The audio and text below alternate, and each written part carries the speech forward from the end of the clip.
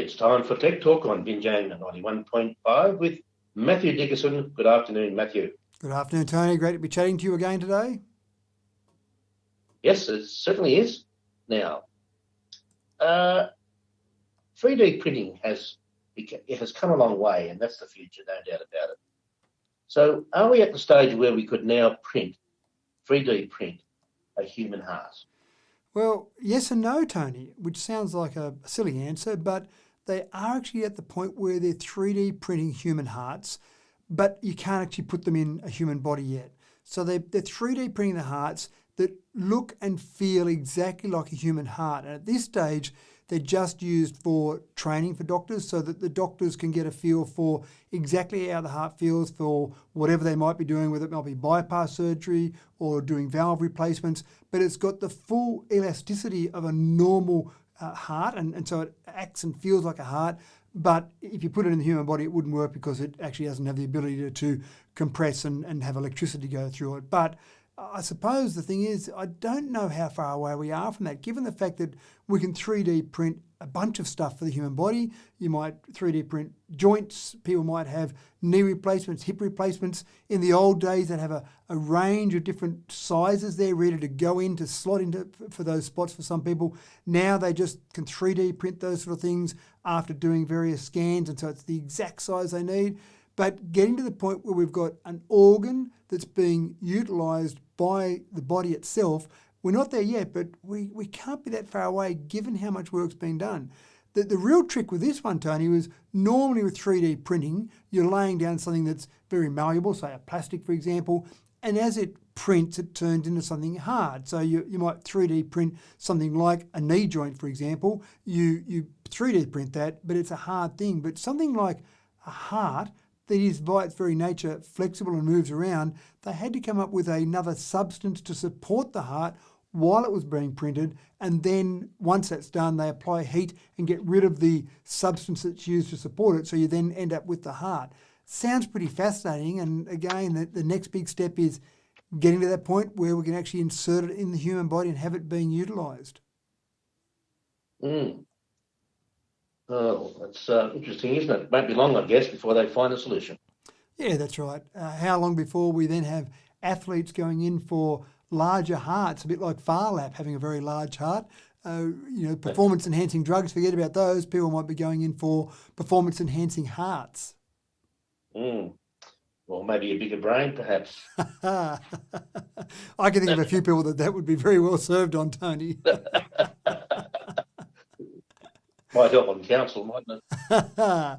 I'll make no comment, Tony. Now, how long before robotaxis, I should say, I'm not talking about the workers either there. How long before robotaxis will receive the green light in California? Well, the concept of robotaxis in terms of testing have been available in California for a little while now, but the next big step has just been taken where it's been approved for robotaxis that are charging clients to ride in them without a driver. That approval has now gone through.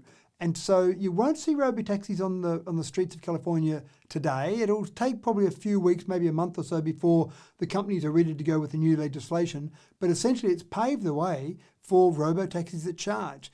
And there's a lot of testing that goes on in California because you've got Silicon Valley there. A lot of the programmers, a lot of the companies that are doing this testing are all located in California. So there's a lot of this testing that goes on. It's not unusual for people around the streets of California to see various driverless cars or people sitting in a car with their hands in their lap without touching the steering wheel unless it's needed.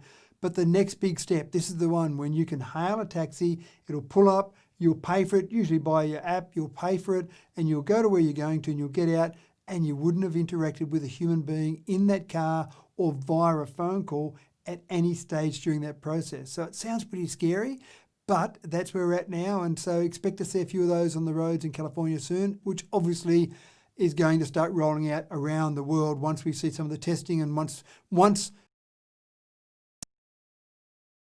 around the world very quick to jump on the same concept. The world's becoming a lonelier place. I have to say. Well, and COVID has obviously driven that along a lot further, that we interact with fewer and fewer people every day, Tony, at the moment. And there are some issues around Yes. that, some mental health issues around that. But you're right, it can become a lonelier place. Yeah. Now, here's a good one, something that I'm keenly interested in, as you know, and that is the Solomon Islands are about to ban Facebook. I don't blame them, actually, because I've banned it myself. You've taken the slightly smaller approach rather than the entire Solomon Islands.